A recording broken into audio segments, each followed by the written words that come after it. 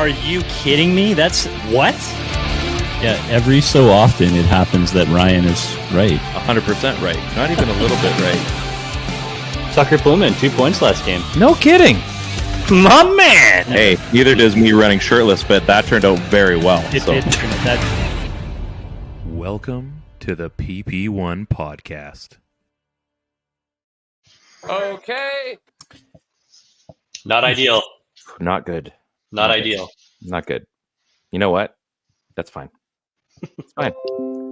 It's fine. We've been here before. We've been to Loser Town. Man, what a game though. Like they owned it. They owned it like 98% of the game.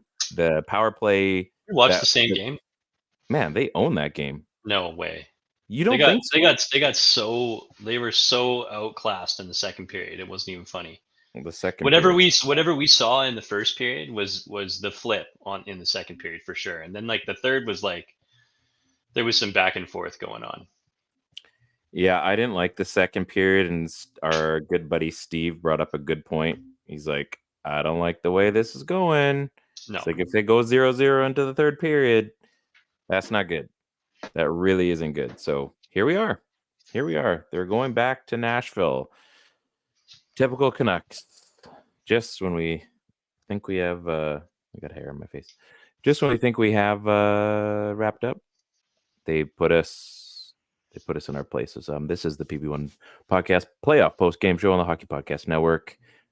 Ted and Ryan are here. Hopefully you're watching along. It's not going to be a long one. You guys all saw the game. A few of you, like Ted, disagree that it wasn't that great of a game. It was a good game, but I just didn't think that we had to play for 98% of the game. Okay, like, would you say 90%? Like, no, I wouldn't. What would you put it at? Like 50. 50? Come on. Man, it was such a good game. It was so close. I thought they outplayed them a lot more. We were shooting them 7-4 after the first, and then by the time we ended the second period, we were getting outshot like 15-11. The shots were a lot closer, I think, for sure. But I don't know. I mean, they had more shots for sure. They had their chances. Yeah.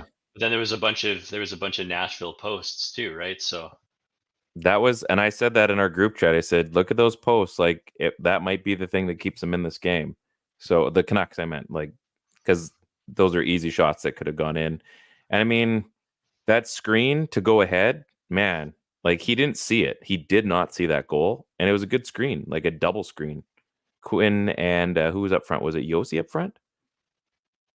like, are you talking about the first? Oh, the second goal. The second goal, the screen Carrier shot. The Carrier shot, yeah. So I mean, it was a good screen. It sucks, but I mean, this is how it goes. It wasn't fun. I didn't enjoy that. I don't want to be doing this, but we're loyal. I mean, we just need some more sustained pressure. Like whatever was going on in the first period there, like that adjustment. Like I mean, you won the period, but I mean, you have to expect that Nashville is going to make some sort of an adjustment. It's like being able to sort of cope on the fly, right? But they were wheeling though. That first period, like, just seemed like every shift there was a new look that came out for Vancouver. Mm-hmm. You know, like they were throwing, like, I don't know. Zadorov, man.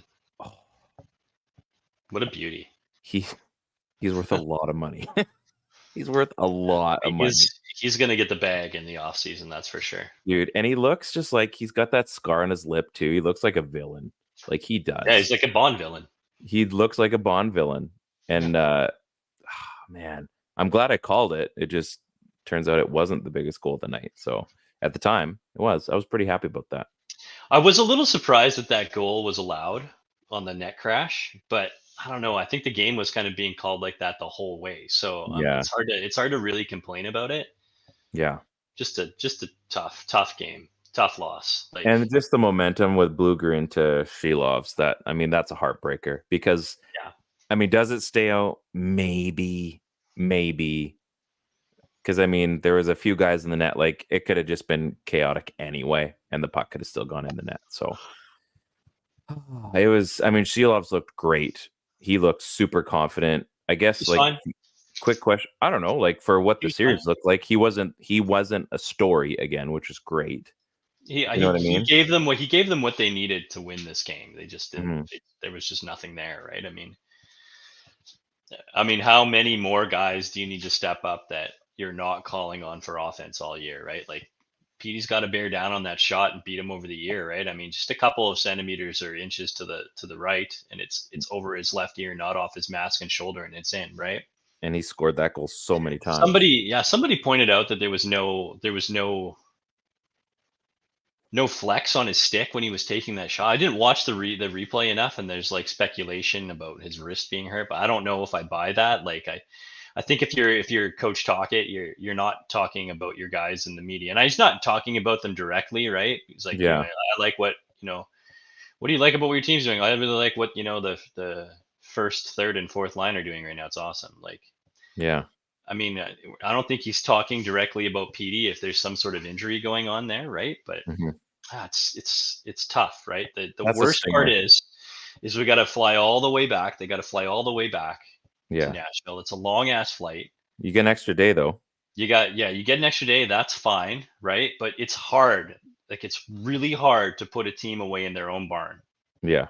Right? I mean, it's tough to put a team away regardless, like closing out a series, home or away. Right. So what happens now if they don't find a way to put it away on Friday? I mean, now we're coming back to Vancouver and it's like 50-50 at that point, right? Mm-hmm. So I love the idea of being up 3-1, but like you can't squander these chances. Just can't. No. It was right there too. No, and they had it, and they needed to keep pressing. I didn't see after they scored that goal. I don't think you saw them keep pressing. They kind of played. They didn't keep pushing their will against them, and that's what got them back. Because then it started going back towards Vancouver zone, and I mean, this was a game. There wasn't. I mean, there's 3 goals, but I mean, the plays that happened, they happened so quick. And everything else was back and forth and wheeling around. So like there wasn't a lot of scoring chances. I mean, it didn't feel like anyway. There was opportunity, but like true scoring chances, there weren't that many, I don't think, that I remember. It doesn't seem like like in past series you play Chicago, all those games like Pat Kane coming down the wing and you're like, no, it's Pat Kane, he's got the puck. Like there was none of that happening, right? And there was some dangerous stuff, and I think like Silovs looked confident, like he's got more than enough swagger to play at this level, and it's very clear to me that he's an NHL goaltender.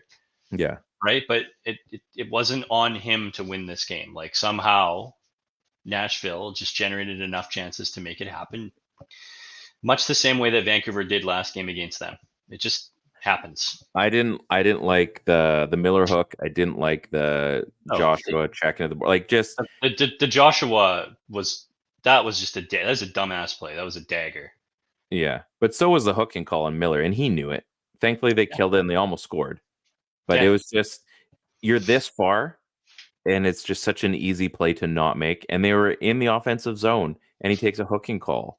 It was as easy as you can try to rub them out a little bit. Maybe they get out of the zone, and that's about the worst thing that happens. Instead, you take a penalty, and now you've got 5-on-4 for the next 2 minutes. So I didn't really like that. We're going to be talking about for the next 3 days. Do they go back to DeSmith? Do they stick with Shilovs? I think it's going to depend on health, likely.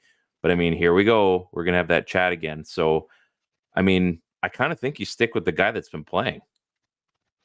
I mean, if you look at both of them, I think as far as, confidence I would have in both. I think they both can do it. Unfortunately, luck cost Casey DeSmith. But I don't know. I think Shilovs look fine enough that maybe you just say like, listen, this is who we're going to go with, and just call it, just end it.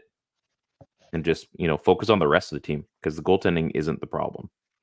You're right. The goaltending isn't the problem, and the defense isn't the problem either. I mean, you can expect who on earth was expecting that we were going to win that game 1-0?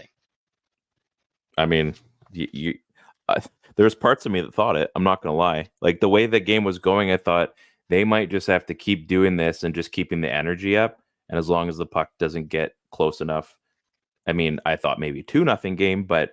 Yeah, 1-0. I was feeling it for a bit. I'm not gonna lie. Yeah, I mean, I think you just had to know that Nashville was going to score at some point. It was going to take more than 1 goal to win this game. Yeah, So I don't know what happens with Casey. He's backing up, so he's obviously healthy enough now, right? I think. Yeah. I was listening to Canucks Central, and I think IMAC was on there, sort of talking about the fact that, like, look, if Casey is hurting, and it's not a pain management thing, it's a if we play, this thing could get worse thing. So let's be real safe and make sure this thing is healed up to the max. Mm-hmm. So we're not without 2 NHL goaltenders, right? Yeah. And I think that's just what they're doing. They're trying to be cautious, and it's not a huge fall off to drop down to Silovs, right? So no, he's capable. He's very capable. Could have easily won that game with just an extra buried chance or two, right? Yeah. Like, and I know that's down to the offense. Yeah, that's the regular conversation, but it's been a theme game 1 through now that this team has not had the offense from the players it expects to have the offense from to put this game away. And I think if PD is rolling like midseason PD, this isn't even a conversation. This the series is over. It might have even gone 4. Yeah, so I mean, they're doing it with they're doing it with Band-Aids and bubblegum right now, really just holding this thing together from an offensive standpoint. Defensively, they're fine. Yeah, no concerns there. Yeah, we're gonna leave it at that. This one hurts. It does. It hurts for everybody, but you know what? We've also got jobs, and I got to be up early tomorrow. So this one sucks. Let's put it away. They're going back to Nashville. It is what it is. We'll all reset as a fan base, and hopefully the anthem is super slow on Friday, and we can build off of that. There you go.